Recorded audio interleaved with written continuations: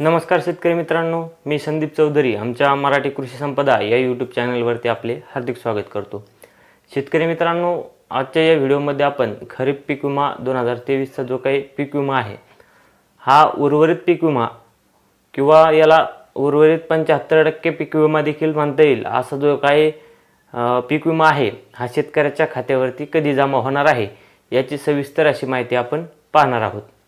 तर शेतकरी मित्रांनो, सध्या महाराष्ट्रातील शेतकऱ्याला फक्त आणि फक्त जो खरीपचा उर्वरित पीक विमा आहे या पीक विम्याची शेतकरी वाट बघत आहेत। या पीक विम्याची आतुरता शेतकऱ्याला लागली आहे। इथून मागे देखील बऱ्याचशा चॅनलवाल्याकडून म्हणा, न्यूजवाल्याकडून म्हणा, असे व्हिडिओ देखील टाकले आलेले होते की या इलेक्शनच्या पिरियडमध्ये शेतकऱ्याच्या खात्यामध्ये पीक विमा जमा होऊ शकतो। आपल्या देखील चॅनलवरती हा व्हिडिओ आपण टाकलेला आहे।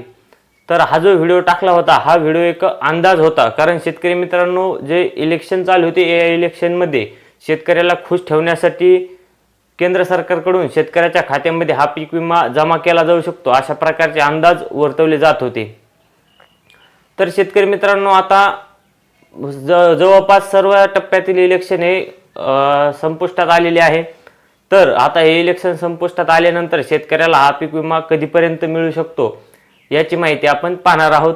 तत्पूर्वी तुम्ही जर आमच्या चॅनलवरती नवीन असाल तर आमच्या चॅनलला सबस्क्राईब करून ठेवा व असेच रोजची रोज सगळ्यात आधी व्हिडिओ पाहण्यासाठी सबस्क्राईब बटन शेजारचे जे काही बेल आयकॉन आहे ते बेल आयकॉन दाबून ऑलवरती करून ठेवा। तर शेतकरी मित्रांनो, जो काही खरीप पीक विमा आहे हा खरीप पीक विमा कधी शेतकऱ्याच्या खात्यावरती जमा होऊ शकतो। तर शेतकरी मित्रांनो, मी जे काही सांगेल हे सांगण्याच्या आधी एक सांगू इच्छितो की बरेच सारे शेतकरी मित्र, बरेच सारे युवक शेतकरी असे असतात की आपल्या व्हिडिओचा थंबनेल पाहूनच याच्यावरती काहीतरी जजमेंट देतात, कमेंट करतात की हा फेक व्हिडिओ आहे, हा खोटा व्हिडिओ आहे। संपूर्ण व्हिडिओ पाहण्याच्या ऐवजी ते थंबनेलवरून किंवा टायटलवरूनच या व्हिडिओला जज करत असतात। त्यामुळे शेतकरी मित्रांनो, संपूर्ण व्हिडिओ पहा। जर तुम्हाला व्हिडिओ आवडला तर व्हिडिओला लाईक करा व जर आवडला नाही तर खरंच कमेंट बॉक्समध्ये कमेंट करून सांगा की मला हा व्हिडिओ आवडला नाही। परंतु व्हिडिओ संपूर्ण न बघता असंही कोणत्याही प्रकारचे जजमेंट आमच्या व्हिडिओवरती देऊ नका। तर शेतकरी मित्रांनो, खरीप पीक विमा हा शेतकऱ्याच्या खात्यावरती कधी जमा होणार?